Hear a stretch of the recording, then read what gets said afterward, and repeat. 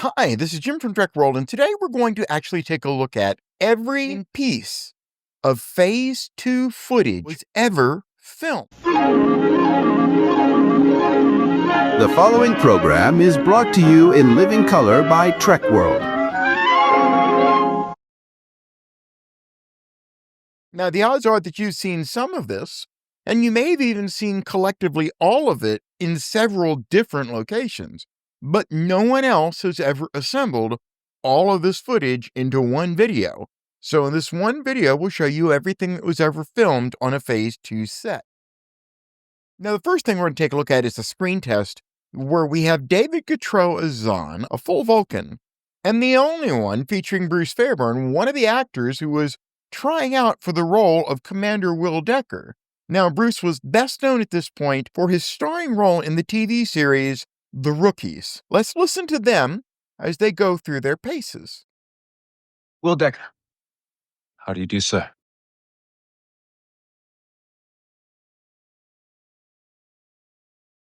Lieutenant, you're erasing those tapes. Sir, if I am to function efficiently as science officer, I must become intimately familiar with each circuit in this system. Carry on. Thank you, sir. I will. Now, after this round of screen tests, David was selected to play Zahn, but Bruce did not get the role of Decker. In fact, the Decker role was the only Phase 2 role that was still uncast when they scrapped the idea of Phase 2 in favor of Star Trek the Motion Picture. It was after that that the role of Commander Decker was awarded to Stephen Collins. My readings seem to indicate some sort of sensor unit attached to each device. Now, one of the most unusual aspects is that David actually had to do 2 screen tests. He was given the part after the first screen test, but Majel Barrett was concerned about any potential storyline that may have made her and Zahn a couple. She wanted another actor to play that role, and she even recommended that other actor for selection. Using her clout with her husband, Gene Roddenberry, she recalled David back in, and a second screen test was done, one with David, one with this other actor. As a result, David was asked to come in and re-audition, while her choice was auditioning on the exact same day. Her choice didn't measure up, though, to the role, and David kept his spot. Now, this particular piece of that audition has no audio, but was taken on the same day, obviously. And the final clip we have from that second screen test gives us a partial audio feed. I don't feel an attack is the logical approach at this moment.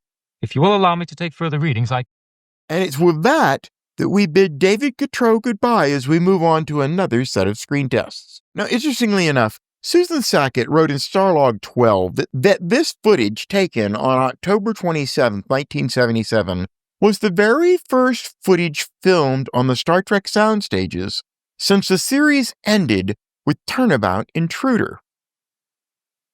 On this particular day, about half a dozen women showed up for their auditions at 5:30 a.m. so that they could be fitted with their bald caps and makeup.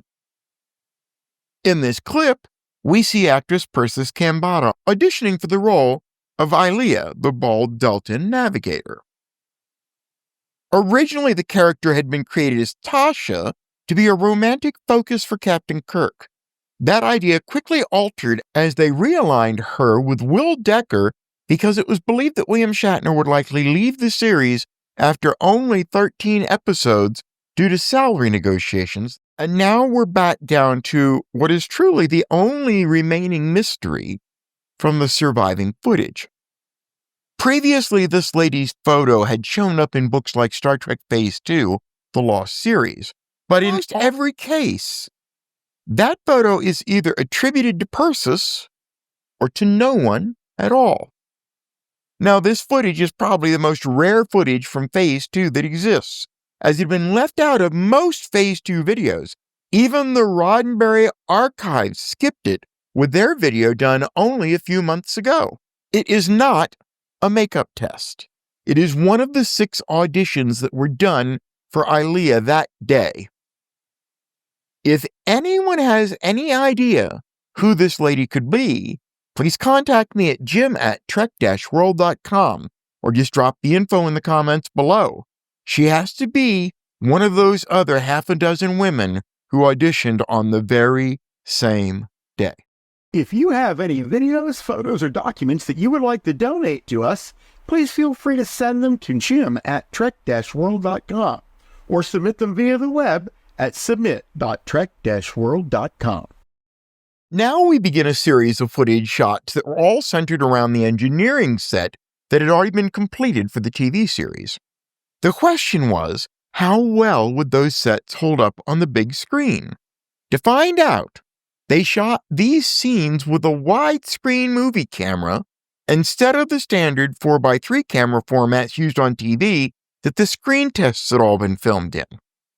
Because of that, these are the only known widescreen footage that ever existed from Phase 2. Everything else that had been filmed was shot in pan and scan in 4x3 aspect ratio. Now, this is another shot from a slightly different camera placement angle.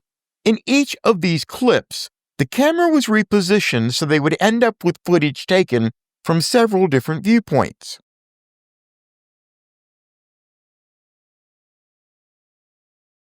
The obvious results were that the sets just didn't look the way that Robert Wise wanted them to look. So the entire set would be reworked to be used in the motion picture. The idea of the two-level engineering room and the vertical warp core would stay, but the overall design would be far more practical. In particular, I gotta say, I love the last shot showing the set from the first floor looking up through the glass. And finally, this footage was taken behind the scenes while Robert Abel and Associates were still working on Phase 2. Here we see them taking one of the roughly half-dozen copies that they had made of the original Klingon Battle Cruiser so that they could be blown up realistically on film. And we leave our review now of the last known Phase 2 footage with the image of the exploded Klingon Battle Cruiser.